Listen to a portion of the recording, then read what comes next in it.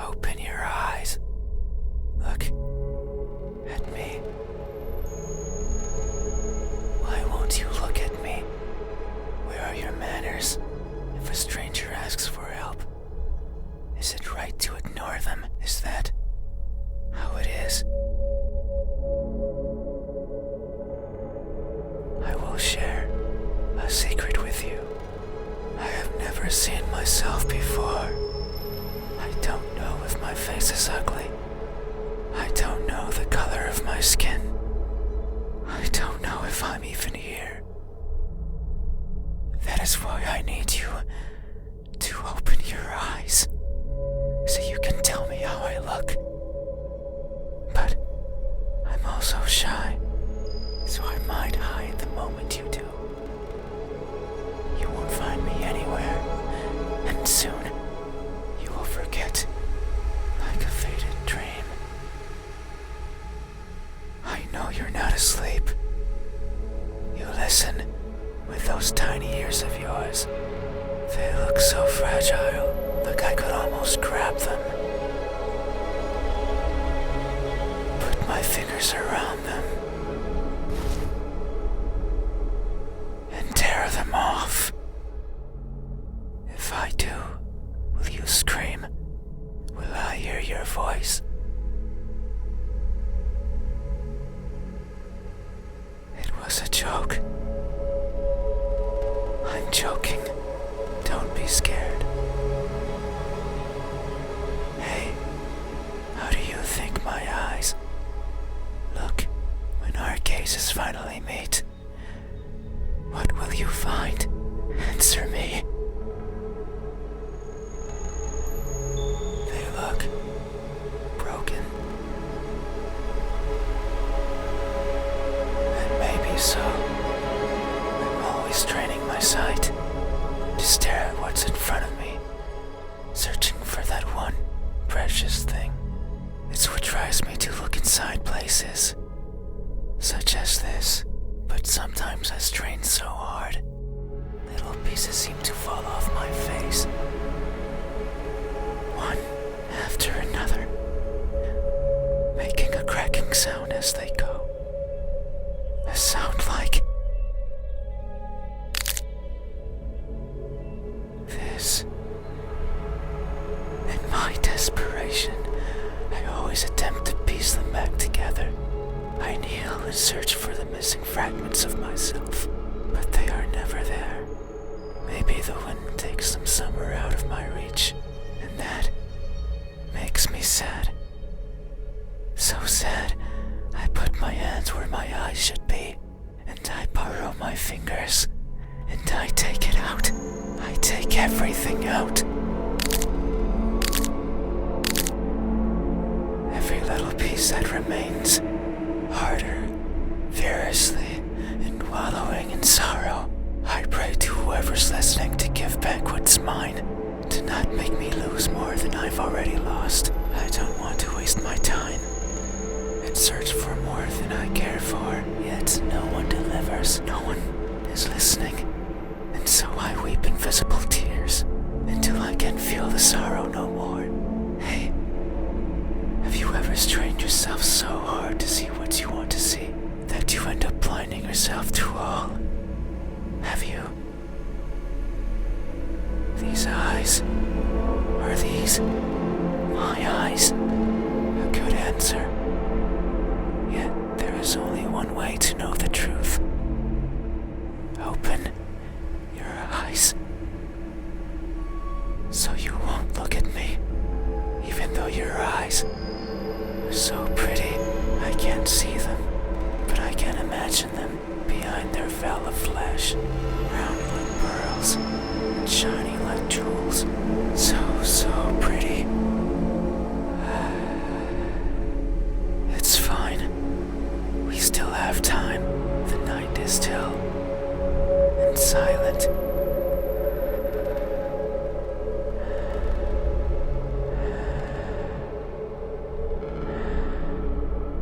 People are good at closing their doors. Do you know what a door is? Of course you know. You have one.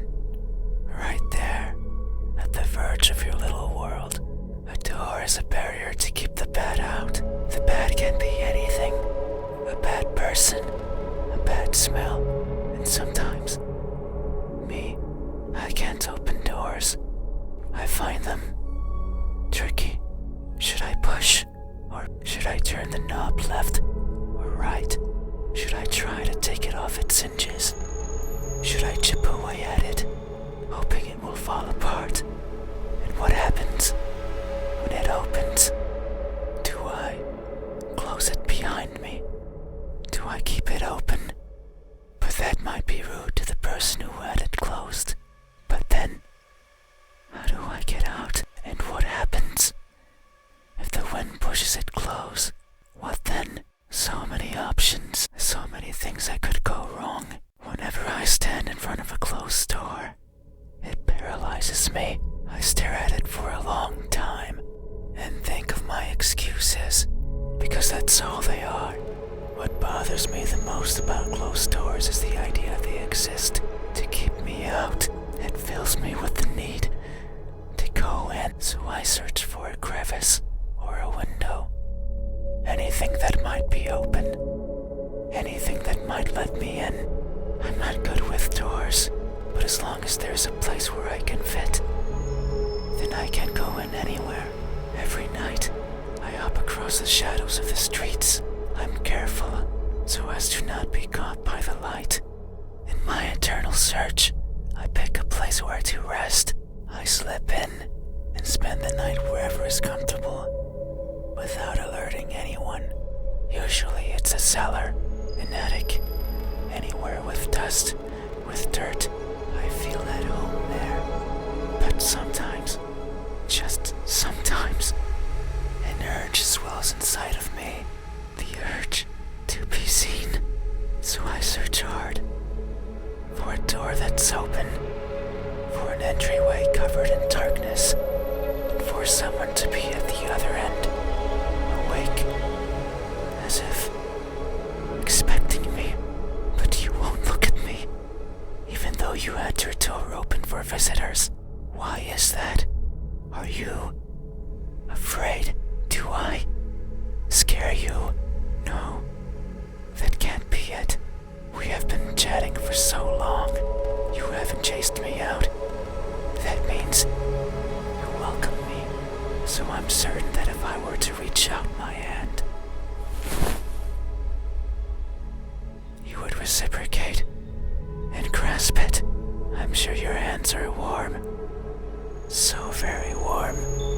Because people are always warm. Hey, how do my hands look when my warmth finally meets yours? How will it feel? Answer me. They look deceitful. That may be so. These hands of mine tend to squirm into places I could never imagine. Be it tiny holes in the walls, housing arachnids of all sizes, or the pockets of midnight walkers, strolling the parks that sometimes serve me as home. These fingers squirm in and drag out what they find. So now I carry all sorts of trinkets with me. Keys, peeping gadgets, notes with love poems in them. The corpse of one or two insects, eventually eaten away by those who come take their place. I keep everything with me, regardless of their use. But sometimes, I feel bad, because maybe it was something important. The person I took them from could be distraught. Their happiness shattered. Their lives ended. So I consider maybe dropping them somewhere in the park. But what if I need them? What if the keys can one day open the door I want? What if the poems help me befriend a new partner? What if arachnids serve me as unlikely sustenance? There are too many ifs. But I'm also too afraid to find out the truth. So I let them stay with me, slowly becoming a part of me, helping me grow. I've grown so much. I had to lower my head when entering your room. These fingers won't stop squirming humming and coiling around everything they feel, and I can only hope they merely take what they need. I would be saddened if my body grew too much, because I wouldn't get to enter rooms like yours anymore. Hey, have you ever attempted to help yourself grow by mercilessly taking away from someone else? Have you?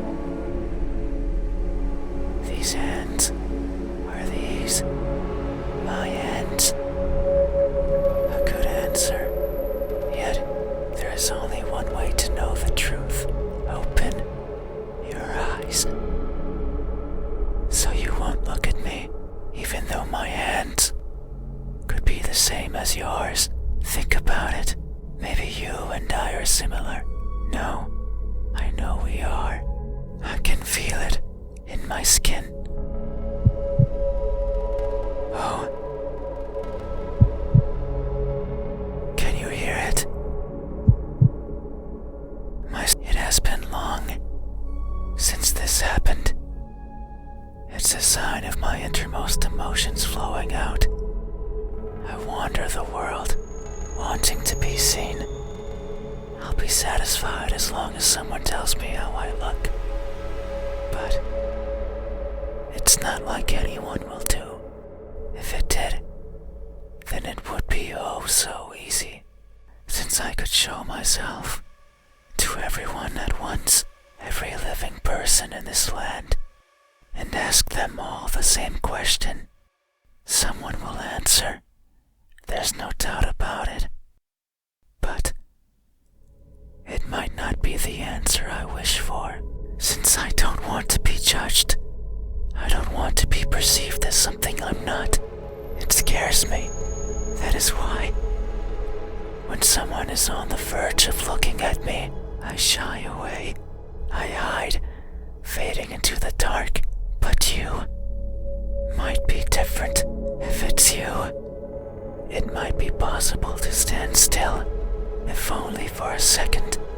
That way you can help me, and we can both be fulfilled. Just thinking about it, it makes me feel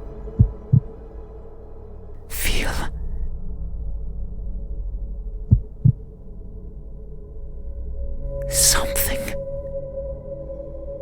I cannot describe it. I am not good with words. There was a person in my past who taught me to speak like a person.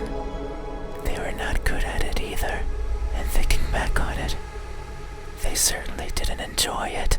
To teach a wordless being how to talk must be a challenge. Yet, they did, simply because they could. It is weird to remember, because it makes me think of why I want to be seen, and I am not. Sure, I don't care much for my appearance. I don't want to be judged. But if that were it, I could easily stay out of sight. So why is it? Why do I want someone to recognize me so much? Maybe it's only because I can, because everyone gets to be recognized. But I will. Soon, once you open your eyes. There it is again. Just thinking about the moment you unveil your sight onto me, and you finally take those bed sheets off your body, and you inspect every crevice of mine, and you finally open those tight lips of yours to let me hear what I am, and to maybe even give me a name. It makes me feel, but I don't know what. Surely it would be evident if you were to look at my face. Hey, what does my expression look like when that veil of uncertainty finally disappears? What will we convey to each other? Answer me.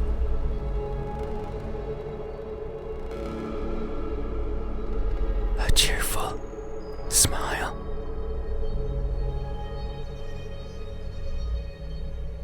That may be so. It would only sense for the end of this journey to bring me joy. It has been so long. I can no longer remember where it all began, but who's to say it had a beginning? Maybe the starting point is that faint memory, the earliest one I can recall. I was walking, and for some reason, it was daytime. I rarely travel during the daytime, only when the fear of being seen isn't there. So I must have believed that was the case. But it's strange, since the place I was walking through was a city, one full of people. I couldn't see them, but I knew they were there, hiding in the shadows, with their backs against the dirt, completely motionless, completely silent, living in wait of their deaths. And what's more, none dared to look at me. Did they even know I was there? Maybe they did not care. All I remember is feeling a certain kinship towards the hidden inhabitants of that settlement. They were like me, living in fear of what others might think, and who's to say I wasn't one of them? Maybe I spent my days as part of the scenery as well, and one day I decided to go for a walk that hasn't yet found its end. It's my earliest memory, and my most joyful one. No experience afterwards had made me want to smile more than that. So if you say I am smiling, then surely that's how it must be. But tonight, I'm not joyful. So if my expression is truly one of cheer, then I must be lying through my smiling teeth. Hey, have you ever expressed honest happiness in your face when in reality you're feeling anything but? Have you? This expression, is this my expression? I see. Thank you. You have truly helped me tonight. These are my eyes. These are my hands. And this is my expression. I consider these my most treasured features, and you have helped me picture them all. No one has done this for me. I feel a connection with you, one born out of honest gratitude. But there's one step left. You need to make sure of the truth. It is the only way to finally understand each other. So please, I beg of you, open your eyes. No. I see. I understand. No, it's fine. You have still helped me by answering my questions. No one has done that for me before, so I have no right to ask for anything else.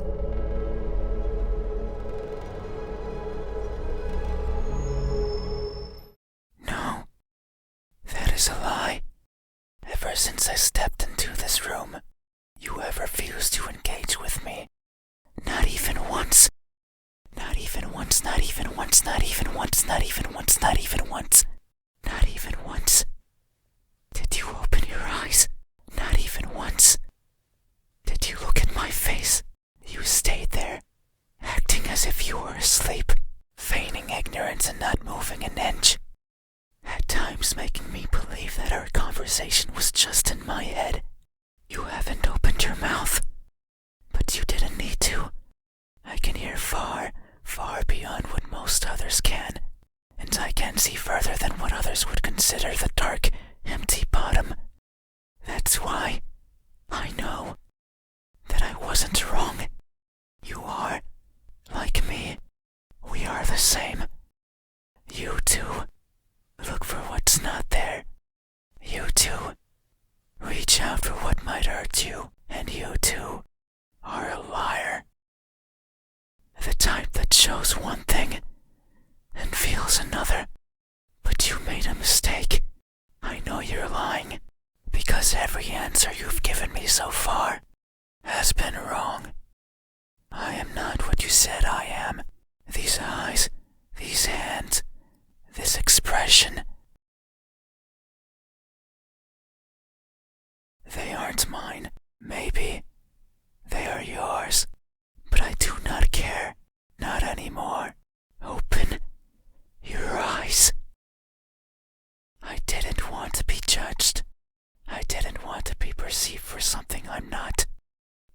That's all you did. So now, you will open your eyes and see me for what I truly am. You said so. Remember that in this room, you know how everything looks. It was those words that brought me here. So you have to do right by that which you claimed. It is time. Open your eyes. Open your eyes.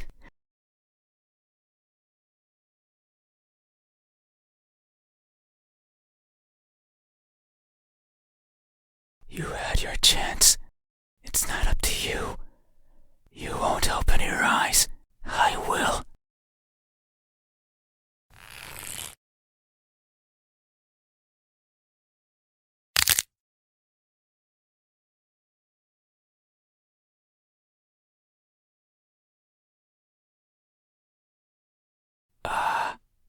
Your eyes are as beautiful as I imagined. Tell me, my new friend, what do you see?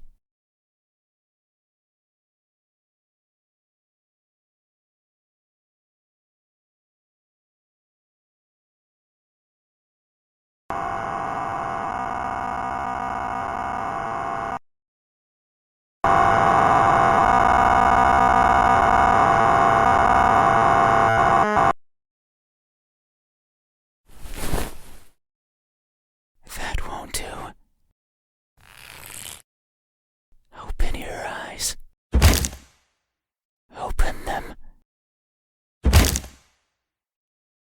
Open them now. Open, open, open. Open, open, open. Open, open, open. Oh no. It seems I did it again. You can't see anymore, right? You can't talk anymore, right? You can't think anymore, right? Then, this is farewell. Thank you for trying, friend. Even though you are a liar, I leave this piece of myself here with you. I must go. I must look for the right person. Someone who can tell me how I look.